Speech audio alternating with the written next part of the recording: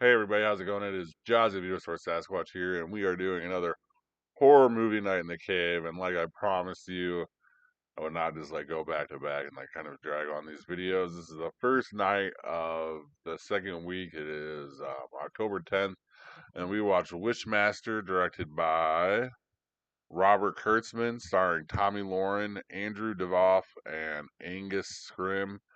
A demonic jinn attempts to grant its owner three wishes, which will allow him to summon his brethren to Earth.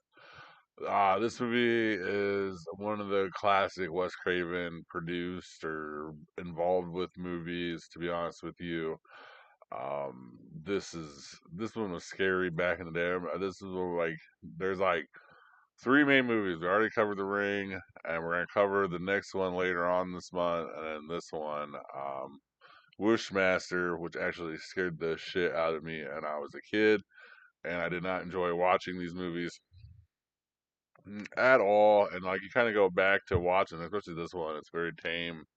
It really isn't that bad. I don't know what scared me. I think I just kind of hyped myself up when I was younger, and plus you got to remember I've been like probably like 13 or 14 the first time when I saw this movie. So it's a whole like different take on it, but it is worth the watch for sure. It is on Prime Video. This is a crazy movie. The Jin is like crazily well done to like kind of bring into it like a practical effect. They even have the makeup artist involved with everything. I know his name off the top of my head, but I mean I don't know his name off the top of my head. But let's see if I can go through this IMDb real quick while I'm talking with you. Kane Hodder was in it. Didn't realize that.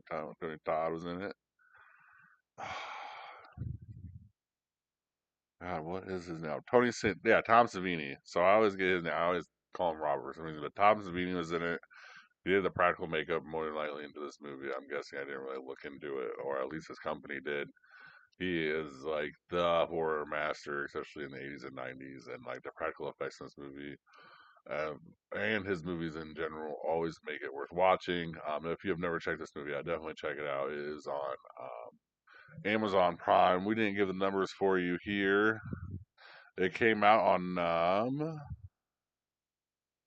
sorry about that. We're kind of not on script here because I didn't want to write it. It came out September 19th, 1997, had a budget of $5 million, an opening of $6 million, and a gross of $15 million. And it is one of those ones that looks like that was American only um, release, which makes kind of sense when you kind of watch this movie. But yeah, for sure. Wishmaster, directed by Robert Kurtzman. It is the second day of the week here. It is October 11th, and we are doing American Psycho, directed by Mary Herron, starring Christian Bale, Justin Theroux, and Josh Lucas. A wealthy New York business or New York City investment banking executive Patrick Bateman hides his alternative psychopathic ego from his coworkers and friends as he delves deeper into violent, hedonistic fantasies. This movie is one of the few that like everyone's seen that loves horror movies and knows that they love it. I'm sure this is like an intro to a lot of horror movies for a lot of you. This is a good movie. I mean, and then the big question is how far is his reality like stretched there? Like, I think he killed a couple of the first people, and then as it kind of developed into madness, like with the chainsaws and stuff like this, I think that's when it kind of went away from him already breaking and like can't handle the pressures or whatever was going on. That's my opinion on it.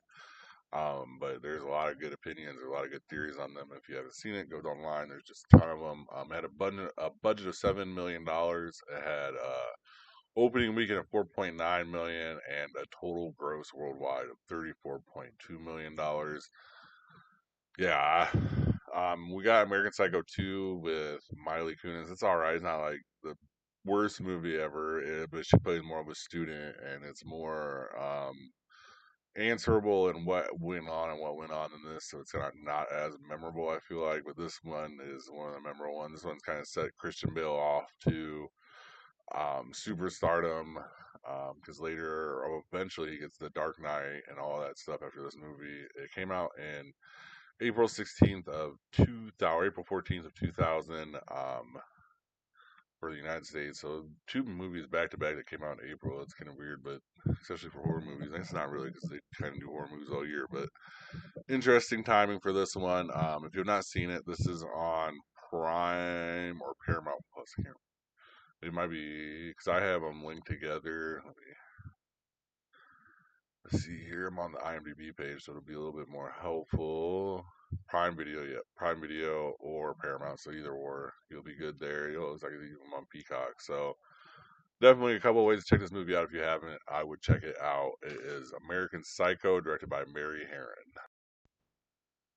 It is October 12th, and we are doing the Anaconda, directed by Luis Loza, stars Jennifer Lopez, Ice Cube, and John Voight, plus Owen Wilson pops up. A National Geographic film crew is taken hostage by an insane hunter who forces them along on his quest to capture the world's largest snake and largest and deadliest snake. This movie is a classic from back in the day. I think they're remaking it with Jack Black now and Paul Rudd. It's kind of like the perfect time to bring it up. This is one of the rare PG. There is a couple PG-13 movies on this list. This is one of them. April 11th of 1997, it came out. $45 million budget with a gross of 65 million and an opening weekend of 16.0. The gross of America was 65. The opening was 16, and the gross worldwide was 136.8 million. That's pretty good. There was a couple of sequels to this, I think, that went straight to DVD that I have seen it, but Anaconda 3 Offspring, and then the new Anaconda. I mean, this is interesting movie back in the day. I remember I hate snakes, so I hated this movie. But I love the 3D rendering of the snake in the water, and you see the body and his body. You see the dead body, the skull, or the outline of the dead body and his body as he's moving. I thought that was pretty clever. But you kind of going back look at it, like all that shit looks way fake now, unlike it did back in the day where it looked pretty realistic to a younger kid's eyes. Even with the younger 3D viewers' eyes too, because that's kind of what you're looking for there with the graphics. If you have not seen this movie, it is on Prime or it is on Netflix and Prime. It looks like it is good. It is like hour and a half long. Like I said, all these movies are like about hour and a half, maybe a little bit longer. And John Voight plays an over the top character. Ice Cube's awesome, and Jennifer Lopez is kind of like where all of it started after Selena and all that. It's about the same time as that, so everything kind of came out around the same time here for her. Yeah, I remember this was like definitely a must see movie back in the day. So if you're a younger viewer and you haven't watched it, it is from April 11th of 1997, I believe. Yeah, and it is worth it. So I mean, yeah, watch it. It's on Netflix. It is Anaconda, directed by Lisa Lewin. Louise Loza. It is October 13th, and I Know What You Did Last Summer, or I Still Know What You Did Last Summer, sorry, directed by Danny Cannon, starring Jennifer Love Hewitt, Freddie Prinze Jr., and Brandy Norwood. The murderous fisherman with a hook is back to once again stalk the two surviving teens, Julie and Ray, who had left him for dead, as well as cause even more murder and mayhem, this time in a posh island resort. This movie I chose over the first one because it has my favorite line in it, and that is Will's Benson. Don't you get it? Will Benson. Just the dumbest thing I've ever heard in my life for a horror movie. But it worked because I still remember it today. And then the whole, what's the capital of what was it, Brazil or whatever it was, and she said the wrong one, and the guy kind of told him, and she realized that she was fucked. That's another good part. I mean, there's a lot of good parts in this. Jack Black is the reggae dude's fucking hilarious. This one is like probably one of my like favorites. That's why I chose it over the first one. I think the first one holds up, but I think this one's a better one of the two. It's more kills, more action, and you get Will's Benson. November 13th, 1998. Had a budget of 65 million. Had an opening of 16, and only gross 40 million. I don't wonder why we didn't see that. I didn't know what you did last summer. The third time around, we kind of figured it out there. That's surprising. Freddie Prinze Jr. is in this. He's great. Mekhi Phifer is in this. Love it. Bill Cobbs is awesome in this. Jeffrey Combs, Jennifer Esposito, John Hawkes. I mean, you kind of go on Mark Boone's and oh yeah, the Pawn. Yeah, I remember him. He's the dude from Sons of Anarchy. And then Muse Watson comes back and plays Ben. Who is Ben's son? Will Ben's son, Matthew Settle. The greatest fucking line ever. Oh, it's the Bahamas. And she said, when her best friend gets free tickets to Bahamas, Julia finds out first and finally relax. So what was it, like Paraguay or whatever it was? And no, it's this one. And just someone stupid shit. The boat scene, the scene where Freddie Prinze Jr. goes to pawn shops. It's great. It's all 90s kind of stuff here too with this. Sit back and enjoy. It's like an hour and a half. Especially if you watch the new one and you really haven't gone and seen the other one, hour and 40 minutes. Especially if you haven't seen like the first two and you did see the new one that just kind of came out, the reboot. I mean, it is a lot of fun and Brandy's in it. She's very good. Like I said, so yeah, please check that out. That is I Know What You Did Last Summer, directed by Danny Cannon.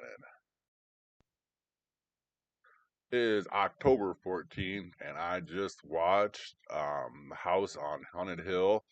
And I have it up here for some reason. Hold on, this one's honestly House on Haunted Hill. I always get this one mistaken for the Haunting, and I really honestly think I meant to put the Haunting on here, so I'll probably have to go back and do the Haunting. Just a little heads up um, for you guys, because this one's not that bad, I guess. House on Haunted Hill, directed by William Malone, starring Jeffrey Rush, Famke Janssen, Ty Diggs, Chris Kattan's in this. There's a couple other people in this that just kind of pop up. Peter Gallagher. Let's see here. We have them all right here. Ali Lauder, one of my personal favorite. Bridget Wilson. Let's see. Peter Graves. That's crazy. Yes, if you have seen this movie, you kind of understand why I messed it up with the haunting. This is more like a theme park movie. This is definitely in the more the veins of Dark Castle than the other movie for sure. I think they're both Dark Castle though, to be honest with you. It came out October 29th, 1999. Had a budget of 37 million, an opening of 15, and a gross worldwide of 42 million dollars. Yeah, there's a lot to say about this movie. The crazy way how they kind of put it together for $1 million. The kind of crazy Jeffrey Rush character that he plays is wild, and then they kind of mix in the real horror with fake horror and stuff like this when they're talking about the house. So then all of a sudden, this bitch turns into like some crazy ass fucking ghost and like crazy killing them all. Yeah, I don't know if I really meant to put this movie on, but I'm kind of glad I watched it. I haven't seen it in a long time, and to be honest with you, it is worth a watch. It's only an hour and 28 minutes or something like that. Hour 20 minutes or hour 20 minutes or something like that. And there's a good question: are you dying to get rich? Because you might just die going in this. You can bet the haunting's gonna be on here. I'll figure out probably next week sometime. There's only like so many times left in the top 10. The last 10 days are gonna be the top 10 like favorite horror movies of all time, even though they won't be necessarily in order because we are gonna split up a couple series.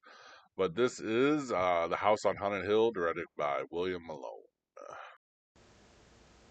How's it going, everybody? It is October 15th, and I just watched Wrong Turn, directed by Rob Schmitz, starring Desmond Harrington, Eliza Dushku, and Emmanuel Shariki.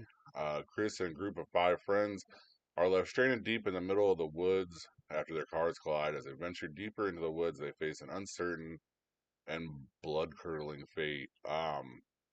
This came out when I was younger, and is one of my favorites. I like Eliza Dushku. I think she was a good actress. I even like her little movie or her little show she did for a while. Little show, her show she did for a while where she was like a robot. I thought that was pretty good. It came out May 30th of 2003. Had a budget 12.6 mil. Had an opening of 5.1 and a total worldwide gross of 28.6 million.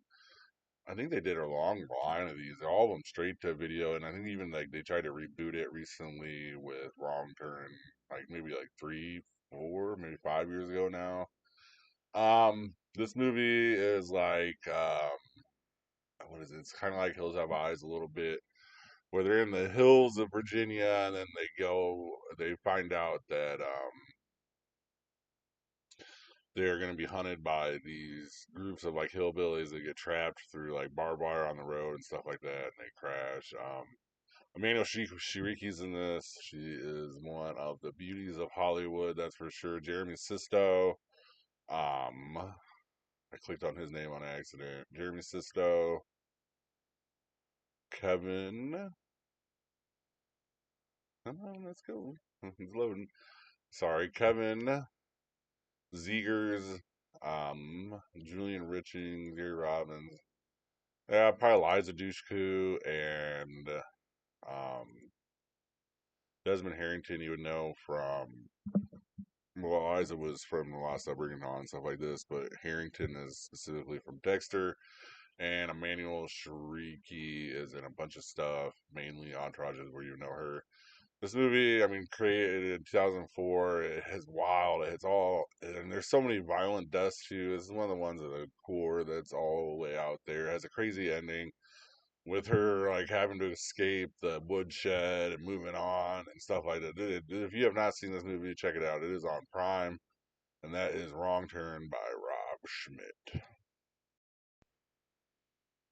It is October 16th, and I watched the Texas Chainsaw Massacre 2, directed by Toby Cooper. Hooper stars Dennis Hopper, Carolina Williams, and Jim Sado. Bill Moseley's also in this. Gotta give credit to that dude. Let's see here. Radio host victimized by cannibal family as a former Texas Marshal hunts them. Dennis Hopper is that Marshal. And we know the family from the first one. I chose this one because honestly, accidentally, this became the first introduction into the Texas Chainsaw Massacre franchise family because I rented at Blockbuster and they mistaked it. They had two in one and one in two, and I rented one and boom, watched two. And then later found out it was two. Yeah, I love these movies. We do have one of the versions of Texas Chainsaw Massacre. We're not gonna have the original version. We're gonna have the one with Jessica Biel. And then later into the month, in the part of the top 10 of the month, so we will get another more. We will get more into this. I think there'll be another like franchise or two that we're gonna hit it to. In the top 10, then we kind of hit outside the top 10. This movie's awesome. They're at the radio show. The college kids call in, and the family finds the college kids on the road playing chicken or whatever. And it all leads to mayhem. And then what is it? It's like the one of the best things about it is early on is they're coming from a chili cook-off, and their meat was the best. So just think about what that family was feeding those poor people at that chili cook-off, Cartman style. Very dark, depraved. Like this one goes into more of the history, more into like the darkness of everything too. There's a lot of like just fucked up shit that happens in this. She has to wear her friend's face, like, and hide and be quiet. I don't know. The movie's nuts. I love these movies. It's wild just to think about how someone can think about it. Then I got on top of it. You just kind of watch Ed Gein stuff and kind of see how everything kind of turns into it. So very good. This is the Texas Chainsaw Massacre 2, directed by Toby. Oh wait, hold on. Actually, I got one more thing for you. I did not tell you how much it cost and how much it made.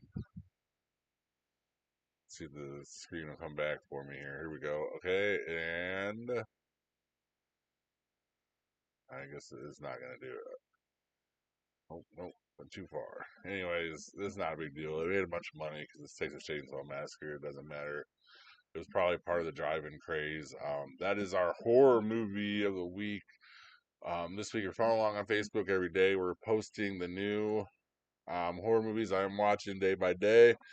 Follow along with that. Please join us. We get like 14 more. We can do some live stuff to where like maybe while I'm watching something, I catch it, just kind of post it, like and make fun of it a little bit.